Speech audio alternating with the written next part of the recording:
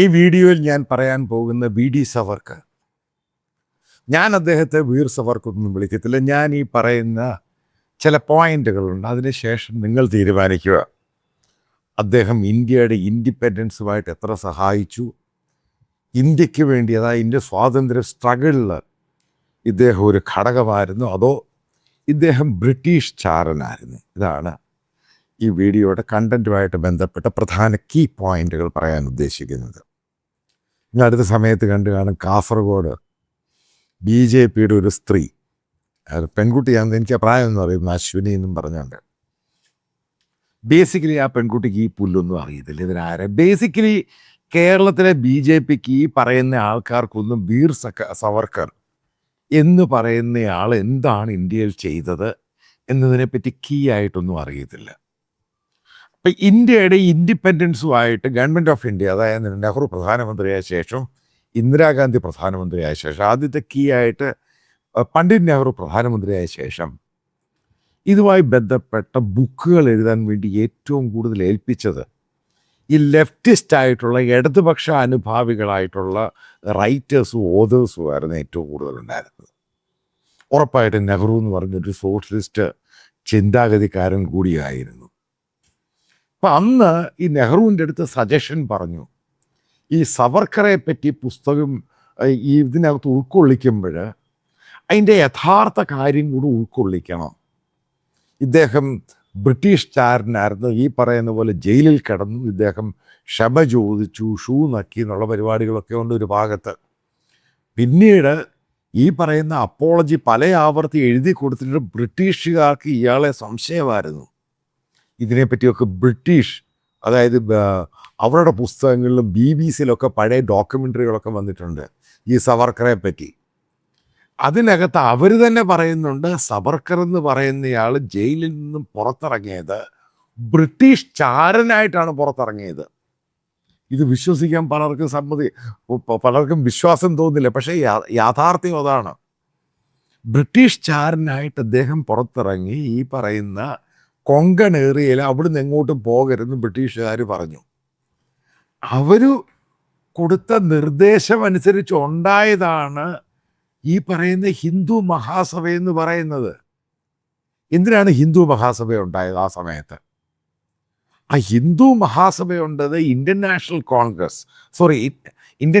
കോൺഗ്രസ് സ്വാതന്ത്ര്യ സമരത്തിൽ പങ്കെടുക്കുന്ന പ്രധാന പാർട്ടി. അതിനെ പൊളിക്കാൻ വേണ്ടി ഉണ്ടായതാണ് ഹിന്ദു മഹാസഭ. എന്തുകൊണ്ടാണ് അതിനെ പൊളിക്കുക എന്നുള്ള സംഭവം ഉണ്ടായത്?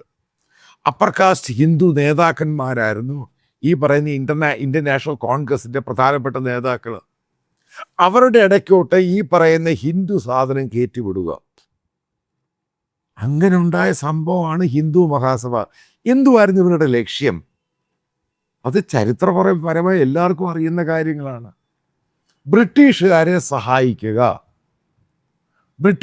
സഹായിക്കുക, അതേപോലെ അവർക്ക് വേണ്ടിയുള്ള ഹെൽപ്പുകൾ ചെയ്തു കൊടുക്കുക, സ്വാതന്ത്ര്യ സമരവുമായി ബന്ധപ്പെട്ട് ഇന്ത്യൻ, അതായത് കോൺഗ്രസ് പാർട്ടിയെ എതിർക്കുക, ഇന്ത്യൻ നാഷണൽ കോൺഗ്രസിനെ എതിർക്കുക. ഇതായിരുന്നു അജണ്ട. അങ്ങനെയാണ് ഈ പറയുന്ന ഹിന്ദു മഹാസഭ ഉണ്ടാകുന്നത്. അതിൻ്റെ അകത്ത് മറ്റൊന്നും ഉണ്ടായിരുന്നു. ഈ പറയുന്ന സ്വാതന്ത്ര്യ സമരവുമായിട്ട് ബന്ധപ്പെട്ട് പല മുസ്ലിം നേതാക്കളുണ്ട്, കാരണം ഇന്ത്യ എന്ന ഡിവൈഡഡ് അല്ല. അപ്പോൾ അവരുടെ ഒരു സ്വാധീനം ഉണ്ടായിരുന്നു ഇതിനകത്ത്. ഉറപ്പായിട്ടും ജിന്നയാണെങ്കിലും പല നേതാക്കളെ എടുത്തു നോക്കുക. അതിന് ഏറ്റവും കൂടുതൽ ആ സമയത്ത് ഇന്ത്യൻ നാഷണൽ കോൺഗ്രസ്സിന് ഫണ്ട് ചെയ്തുകൊണ്ടിരുന്ന നല്ലൊരു ഭാഗം ഇന്ത്യയിലൊന്നുണ്ടായിരുന്ന ഇൻഡസ്ട്രിയലിസ്റ്റായുള്ള മുസ്ലിങ്ങളും ഉണ്ട്. ഇതൊക്കെ ചരിത്രമാണ് ഈ സംഭവം. അപ്പോൾ അവരുടെ സ്വാധീനം ഒഴിവാക്കുക. ഈ പാകിസ്ഥാൻ, അതായത് ഇന്ത്യ പാകിസ്ഥാൻ ഡിവിഷൻ, അതെന്ന് പറയുന്നത് ഹിന്ദു മഹാസഭ കൊടുത്ത കോൺട്രിബ്യൂഷനാണ്. അല്ലെങ്കിൽ ഇന്ത്യ പാകിസ്ഥാൻ ഡിവിഷൻ ഉണ്ടാവുകയില്ല. അവർ ഈ പ്രശ്നം കുത്തിത്തിരിപ്പുണ്ടാക്കി ഹിന്ദു മഹാസഭ ഉണ്ടാക്കി. അതിനുശേഷം ഇത് ഈ പറയുന്ന സംഭവം മുസ്ലിം കമ്മ്യൂണിറ്റിയിലോട്ട് അന്ന് ഇത് പെനട്രേറ്റ് ചെയ്തു. അങ്ങനെയാണ് ഈ പാകിസ്ഥാൻ സംഭവം കയറി വരുന്നത്. അല്ലെങ്കിൽ ഒരിക്കലും ഇന്ത്യ പാകിസ്ഥാൻ ഡിവിഷൻ ഉണ്ടാവത്തില്ല. അപ്പം ആലോചിക്കുക, എങ്ങനെയാണ് ഈ പറയുന്ന സവർക്കർ ഇതേപോലൊരു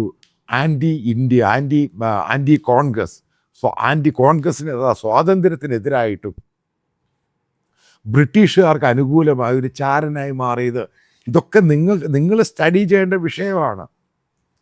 കാരണം ഇതുമായി ബന്ധപ്പെട്ട പുസ്തകങ്ങൾ എന്തുകൊണ്ടാണ് നെഹ്റു പബ്ലിഷ് ചെയ്യാഞ്ഞത്? അതൊരു ചോദ്യമാണ്. അപ്പോൾ നെഹ്റുവിയൻ തോട്ട്സ് അനുസരിച്ച് നെഹ്റു പ്രധാനമന്ത്രിയായ ശേഷം അദ്ദേഹം പറഞ്ഞു, അങ്ങനൊരു ബുക്സ് ഡോക്യുമെൻറ്റേഷൻ ആയിക്കഴിഞ്ഞാൽ, അതായത് ഇന്ത്യ പാകിസ്ഥാൻ ഡിവിഷൻ ഉണ്ടായി, ഇന്ത്യയിലെ മെജോറിറ്റി ഹിന്ദുക്കളാണ്, അപ്പോൾ അങ്ങനൊരു പുസ്തകം ഗവൺമെൻറ് ഓഫ് ഇന്ത്യ ഒരു ഡോക്യുമെൻറ്റേഷനായിട്ട് വീർ സവർക്കർ ഈ പറയുന്ന ഹിന്ദു മഹാസഭയായി ബന്ധപ്പെട്ട് പുസ്തകവും ഡോക്യുമെൻറ്റേഷൻ വന്നു കഴിഞ്ഞാൽ ഇന്ത്യയിലെ ഹിന്ദുക്കളെ ഗ്ലോബലായിട്ട് ആളുകൾ വിശ്വസിക്കില്ല. ഇതൊക്കെ ഡോക്യുമെൻറ്റേഷൻ ഉണ്ട്. അതുകൊണ്ട് അങ്ങനെ, അതായത് വീർ സവർക്കറെ ബ്രിട്ടീഷ് ചാരനായിട്ടുള്ള ഡോക്യുമെൻറ്റേഷൻ ബുക്സ് ഒന്നും ഗവൺമെൻറ് ഓഫ് ഇന്ത്യ, അതായത് നെഹ്റുവിൻ്റെ സമയത്ത് പബ്ലിഷ് ചെയ്യാൻ നെഹ്റു തയ്യാറായില്ല. ഇതാണ് അതിൻ്റെ സത്യം. അപ്പം നിങ്ങൾ ഉദ്ദേശിക്കുക എങ്ങനെയാണ് ഇയാൾ ബ്രിട്ടീഷ് ചാരനായത്? ഞാൻ അതുമായി ബന്ധപ്പെട്ടൊരു കാര്യം പറയാം. അടുത്ത സമയത്തുണ്ടായത് ഏകദേശം 3-4 വർഷമായിട്ട്, 2-3 വർഷമായിട്ടുള്ളൂ. സിറിയയിൽ ISISൻ്റെ ഇഷ്യൂ നിങ്ങൾക്കറിയാം. ഇപ്പോഴത്തെ അവിടുത്തെ പ്രസിഡന്റ് അൽ സവാരി, അയാൾ ആരായിരുന്നു? ISISൻ്റെ നേതാവായിരുന്നു. ഇയാൾ സിറിയയിൽ ISIS നടത്തിക്കൊണ്ടിരുന്ന സമയത്ത് അമേരിക്കൻ പട്ടാളത്തിൻ്റെ പിടിയിലായി. അമേരിക്കൻ പട്ടാളത്തിൻ്റെ പിടിയിലും ജയിലിലുമായി കഴിഞ്ഞ സമയത്ത് ഇയാളെ ബ്രെയിൻ വാഷ് ചെയ്തു. ഇയാളെ അമേരിക്കൻ ചാരനാക്കിയിട്ടാണ് ഇയാളെ റിലീസ് ചെയ്യുന്നത്. പിന്നീട് ഉണ്ടായ കാര്യം അറിയാം. ആസാദ് സിറിയയുടെ പ്രസിഡൻ്റായിരുന്നു. അപ്പോൾ അയാൾക്ക് വീക്ക്നെസ് ഉണ്ടായ, അതേപോലെ ഗാസ ഈ പറയുന്ന ഹമാസിൻ്റെ ഇസ്രായേലിൻ്റെ ഒക്കെ പ്രശ്നം ഉണ്ടായ സമയത്ത് അതിന് കറക്റ്റ് ടൈമായിട്ട് അമേരിക്ക കണ്ട സമയമാണ് ഈ പറയുന്ന അൽ സവാരിയെ കൊണ്ട് മൂവ് ചെയ്യിക്കുക, റഷ്യയുടെ സ്വാധീനം ഇല്ലാതാക്കുക, അയാളെ അവിടുന്ന് ഓടിക്കുക. അങ്ങനെ മൂവ് ചെയ്തു വന്നു. അപ്പം എല്ലാവരുടെയും അപ്പോഴേയും ധാരണ എന്തുമായിരുന്നു? ഈ അൽ സവാരി എന്ന് പറയുന്നത് ഈ അമേരിക്കക്കെതിരെ ആയിരിക്കും. അയാൾ അമേരിക്കൻ ചാരനായിരുന്നു. അയാൾ ഇത് കയറി പിടിച്ചു. ഈ പറയുന്ന ആസാദിനെയൊക്കെ ഓടിച്ചു, ഡമാസ്കസ് കയറി പിടിച്ചു. ഇന്ന് അമേരിക്കയുടെ ഒരു പപ്പറ്റായിട്ട് സിറിയയുടെ പ്രസിഡൻ്റാണ്. താൽക്കാലികം എന്ന് പറയാൻ ഇപ്പോഴും കറണ്ട് പ്രസിഡൻ്റാണ്. ഇതേ പ്ലാൻ പണ്ട്, അതായത് 1940-കളിൽ ഈ പറയുന്ന സവർക്കറെ ഉപയോഗിച്ച് ബ്രിട്ടീഷുകാർ ചെയ്തു. ആ പ്ലാനാണ് സംഭവം. ഇത് യാഥാർത്ഥ്യമാണ്. അപ്പം ഇതൊന്നും കേട്ട് മനസ്സിലാക്കാത്ത ആളുകളാണ് ഇത് തുള്ളിച്ചാടി നടക്കുന്നത്. സവർക്കർ എന്തോ ആണ്, അയാൾ ഒരു കുന്തോ അല്ലായിരുന്നു.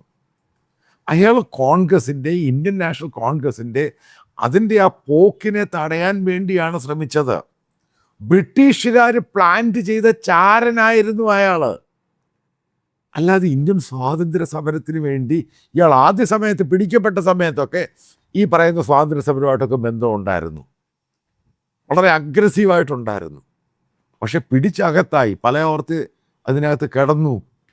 അവസാനം ഇയാളെ പക്ക ബ്രിട്ടീഷ് ചാരനായിട്ടാണ് ഇയാളെ പുറത്തു വിടുന്നത്. ഇതാണ് ഹിന്ദു മഹാസഭ ഉണ്ടാക്കി ഈ പറയുന്ന വലതുപക്ഷ കുത്തിത്തിരിപ്പുകൾ മുഴുവനും ഉണ്ടാക്കിയതിൻ്റെ പിറകിൽ ബ്രിട്ടീഷുകാർ ഇയാളെ പ്ലാൻ ചെയ്ത് കൊടുത്തു. ഇതാണ് ഇതിൻ്റെ യാഥാർത്ഥ്യം. എന്നിട്ട് ആ സവർക്കറെ പൊക്കിപ്പിടിച്ചുകൊണ്ട് കിടക്കുന്ന ഇവിടുത്തെ സംഘപരിവാർ മൊണ്ണകൾ ഒന്ന് മനസ്സിലാക്കുക. നിങ്ങൾ ഓരോന്നുമായിട്ട് ഓരോ വെറ്റകളെടുക്കുക. എന്താണ് അവിടെ സംഭവിച്ചത്? എന്തുകൊണ്ടാണ് പലതവണ ഇദ്ദേഹം മാപ്പ് എഴുതി കൊടുത്തത്? ആരാണ് ഇയാൾക്ക് ഹിന്ദു മഹാസഭ ഫണ്ട് ചെയ്യാൻ പണം കൊടുത്തത്? അതേപോലെ അന്ന് കിടന്ന പല ആൾക്കാരും ഇതേപോലെ മാപ്പ് എഴുതി കൊടുത്തിട്ടുണ്ട്. അവരെ എല്ലാം കൊണ്ടുവന്ന്, എല്ലാം കൂടുതൽ ഹിന്ദുക്കളാണ്, അപ്പർ കാസ്റ്റാണ്, അവരെ എല്ലാം കൊണ്ടുവന്ന് ഉണ്ടാക്കിയ സാധനമാണ് ഈ ഹിന്ദു മഹാസഭ എന്ന് പറയുന്നത്. ഈ ശിവസേന എന്ന് പറയുന്നത് മഹാരാഷ്ട്രയിലുള്ള ഒരു പൊളിറ്റിക്കൽ പാർട്ടിയാണ്. അവിടെയുള്ളൊരു നേതാവ് വേണം. അതിൻ്റെ ഭാഗമായിട്ട് അവരുടെ ഐക്കോണിക് ഫിഗറായിട്ട് ഇയാളെ, കാരണം ശിവസേന എന്ന് പറഞ്ഞ ഹിന്ദു സംഘടനയാണ്, ആ സമയത്ത് ഈ സാധനം വേണം. പക്ഷേ നമുക്ക് സ്വാതന്ത്ര്യം കിട്ടിയിട്ട് ഈ പറയുന്നത് ഇത്രയും വർഷമേ ആയിട്ടുള്ളൂ.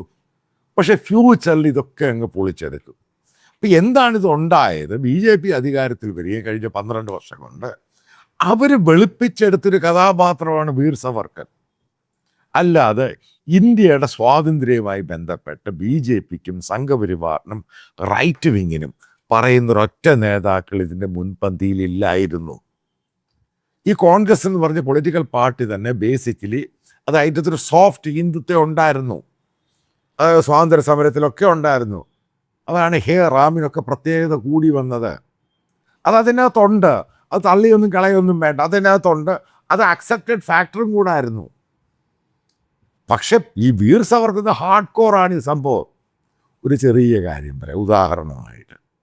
ഇപ്പോൾ കേരളത്തിലെ ടി.ജി. മോഹൻദാസ്, അദ്ദേഹം RSSൻ്റെ സൈദ്ധാന്തികനാണ്. ഈ ജന്തർ മന്ദറുമായി ബന്ധപ്പെട്ട് ഇപ്പോൾ അദ്ദേഹത്തെ പോലീസ് അറസ്റ്റ് ചെയ്ത് അദ്ദേഹത്തിന് ബെയിൽ കിട്ടി. ബേസിക്കലി നിങ്ങൾ ആദ്യം മനസ്സിലാക്കണം, ഇവിടുത്തെ ഹാർഡ് കോർ RSSും സംഘപരിവാറും അവരിതാണ് ഉദ്ദേശിച്ചത്. അതായത് വെടിവെച്ച് കൊല്ലുക, അവിടെ ഇരിക്കുന്ന പെൺകുട്ടികൾ അവർക്ക് റേപ്പ് ഇഷ്ടമാണ്. ഇത് അവരുടെ ഗ്രൂപ്പുകളിൽ വന്ന സംഭവമാണ്. അത് ഈ പറയുന്ന മോഹൻദാസ് അത് പബ്ലിക്കായിട്ട് യൂട്യൂബ് പ്ലാറ്റ്ഫോമിൽ ഇട്ടു എന്നേ ഉള്ളൂ. ഇത് തന്നെയാണ് സംഘപരിവാറിൻ്റെ ഹാർഡ് കോർ ആൾക്കാരും ചെയ്യുന്നത്. ഇതിനകത്ത് ഈ ടി.ജി. മോഹൻദാസിനെ എങ്ങനെ കുറ്റം പറയാൻ പറ്റും? അത് അവരുടെ ആ സംഘടന ഇതാണ് പറയുന്നത്. ജന്തർ മന്ത്രവുമായിട്ടും ഈ പറയുന്ന പെൺകുട്ടികൾ അവിടെ പങ്കെടുത്തു. അതിനെപ്പറ്റി ഇത് തന്നെയാണ് അവർ സ്പ്രെഡ് ചെയ്തത്. പക്ഷേ അതിൻ്റെ തീവ്രത ഈ പറയുന്ന സംഘപരിവാറിൻ്റെ ലേറ്റർ സ്റ്റേജിലാണ് പിടികിട്ടിയത്. ഇത് അങ്ങനൊന്നും പോകില്ല. പിന്നീടാണ് ഈ പറയുന്ന മോഹൻ ഭാഗവത് വന്ന് ജൻസിയെ അനുകൂലിക്കാനൊക്കെ തുടങ്ങിയത്, കംപ്ലീറ്റ് യൂടേൺ അടിച്ചത്. ഇതാണ് യാഥാർത്ഥ്യം. അതായത് നമ്മൾ മനസ്സിലാക്കേണ്ടത്, ഈ സംഘപരിവാറിൻ്റെ ഹാർഡ് കോർ അവരെന്ന് പറയുന്ന ജനാധിപത്യത്തെ ഇഷ്ടപ്പെടുന്നവരല്ല. അതാണ് അതിൻ്റെ ഏറ്റവും പ്രധാനപ്പെട്ട കീ പോയിന്റ്. അവർ പണ്ട് മുതലേ ഈ സംഘടന കാലുവാരിയും ചതിച്ചും ട്രാപ്പ് ചെയ്തും അവരുടെ ഒരു അജണ്ടയുടെ ഭാഗമുണ്ട്. അവരെ വിശ്വസിക്കാൻ കൊള്ളത്തില്ല ലോകത്താർക്കും. അപ്പോൾ അതുകൊണ്ട് തന്നെയാണ് നെഹ്റു പറഞ്ഞ അതുമായിട്ട് ഹിന്ദു മഹാസഭയുടെ പിന്നിലുള്ള പുസ്തകങ്ങളൊക്കെ പബ്ലിഷ് ചെയ്ത് കഴിഞ്ഞാൽ ഇന്ത്യയിലെ ഹിന്ദുക്കളെ ലോകത്താർക്കും പിന്നെ വിശ്വാസവും ഉണ്ടാവത്തില്ല. അത് ഡോക്യുമെൻറ്റേഷനാവും. അത് പറഞ്ഞതിൻ്റെ അകത്ത് കാര്യമുണ്ട്. പക്ഷെ ഹാർഡ് കോർ സംഘപരിവാറിൻ്റെ ഡിമാൻഡ് എന്തുവാ? ആ ഡിമാൻഡ് എന്ന് പറഞ്ഞാൽ അവർക്ക് ഇന്ത്യയുടെ ഒരു സ്വാതന്ത്ര്യമുള്ളൊരു ഇന്ത്യയായിട്ട് പോകണം താല്പര്യമില്ല. അവർ ബ്രിട്ടീഷുകാരുടെ കാല് നക്കി ജീവിക്കാനുള്ള പരിപാടിയായിരുന്നു ഉണ്ടായിരുന്നത്. പക്ഷേ ഉണ്ടായ സംഭവം എന്തോ, ഇന്ത്യക്ക് സ്വാതന്ത്ര്യം കിട്ടിയത് ഈ പറയുന്ന ഇന്ത്യൻ നാഷണൽ കോൺഗ്രസിൻ്റെ സ്ട്രഗിളും ഫൈറ്റിലും കൂടെ സക്സസ് ആയതുകൊണ്ട് അല്ല. കാരണം സ്വാതന്ത്ര്യത്തിന് മുമ്പ് തന്നെ ഈ പറയുന്ന കോൺഗ്രസിനകത്ത് ഈ പറയുന്ന പാകിസ്ഥാൻ വാദങ്ങളുണ്ടായി. ഈ ഒന്നാം ലോകമഹായുദ്ധം, രണ്ടാം ലോകമഹായുദ്ധം എടുത്ത് പഠിക്കുക. അതിൽ ബ്രിട്ടീഷ് സൈന്യത്തിന് ഭയങ്കര നഷ്ടമുണ്ടായി. അവർക്ക് അത്രമാത്രം പണം മുടക്കി ഇന്ത്യയിൽ ഒരു പട്ടാളത്തെ, അതായത് ബ്രിട്ടീഷ് പട്ടാളത്തെ മെയിൻറ്റെയിൻ ചെയ്യാൻ അവയിൽ പണമില്ലായിരുന്നു. അതായിരുന്നു സത്യം. അപ്പോഴാണ് പറയുന്നത് നിങ്ങൾ സ്വാതന്ത്ര്യം മേടിച്ചു. ആ സമയത്ത് ഈ കോൺഗ്രസിൻ്റെ നേതാക്കൾ ഇത് എടുക്കാൻ തയ്യാറല്ല. കാരണം അവർ ഭയന്നു പോയി. എന്തു ചെയ്യും? പിന്നീട് അവർ പറഞ്ഞ് അവർക്ക് ടൈം വേണം. ടൈം കൊടുത്തിട്ടാണ് പിന്നെ അവർ അത് ടേക്ക് ഓവർ ചെയ്യുന്നത്. ഇതാണ് യാഥാർത്ഥ്യം. പക്ഷേ ഉറപ്പായിട്ടും ഇന്ത്യൻ നാഷണൽ കോൺഗ്രസ് തന്നെയാണ് ഇന്ത്യൻ സ്വാതന്ത്ര്യത്തിന് നിന്നത്. ആ നേതാക്കളുടെ ലൈഫ് തന്നെയാണ് ബലി കഴിച്ചത്. ഈ പറയുന്ന റൈറ്റ് വിങ്, അത് ഹാർഡ് കോർ ഹിന്ദുത്വ ഗ്രൂപ്പുകൾ അതിനെ പാരവെക്കാൻ മാത്രമാണ് ശ്രമിച്ചത്. ഇന്ത്യയും പാകിസ്ഥാനെയും ഡിവിഷൻ ഉണ്ടാക്കി. അതായത് മനസ്സിലാക്കേണ്ട പ്രധാനപ്പെട്ട ഘടകമുണ്ട്. BJP സംഘപരിവാർ ഇന്ന് നടത്തുന്ന മുഴുവനും കള്ളപ്രചരണങ്ങളാണ്. ഇത് പറഞ്ഞ് മനസ്സിലാക്കുവാൻ ഇന്നത്തെ കോൺഗ്രസിൻ്റെ പല നേതാക്കൾക്കും കഴിയുന്നില്ല. അതാണ് ഏറ്റവും വലിയ സെറ്റ് ബാക്ക്. അതായത് ഇന്ത്യയെ നശിപ്പിച്ചത്, ഇന്ത്യയെ രണ്ടാക്കിയത്, അതായത് ഇന്ത്യ ഇന്നത്തെ കോലമാക്കിയതിൻ്റെ പിന്നിൽ കോൺഗ്രസ് പാർട്ടി അല്ല, അത് സംഘപരിവാറിന് തന്നെയാണ്. അവരന്നും ചതിയന്മാരാണ്, ഇന്നും ചതിയന്മാരാണ്. അത് ഇന്നും മോദിയുടെയും അമിത്ഷായുടെയും RSSൻ്റെ രൂപത്തിൽ പോയിക്കൊണ്ടിരിക്കുന്നു. ഇതാണ് യഥാർത്ഥ സത്യം.